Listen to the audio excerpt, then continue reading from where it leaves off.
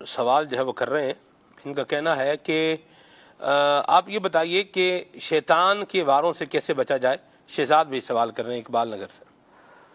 مدنی قافلوں میں سفر کیا جائے، کتابوں کا مطالعہ کیا جائے، دینی کتب کا، گناہوں کے عذابات کا مطالعہ کیا جائے، اور دوسرا کہ اللہ تعالیٰ کی رحمت کا بھی مطالعہ کیا جائے،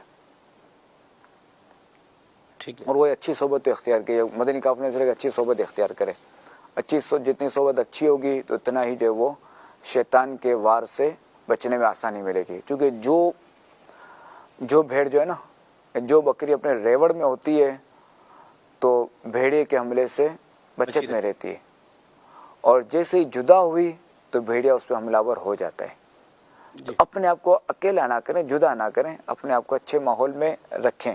تو انشاءاللہ الکریم اس کی برکت سے شیطان کے مکر و فریب سے بچنے میں بڑی آسانی ہوگی. ٹھیک ہے. کوٹلی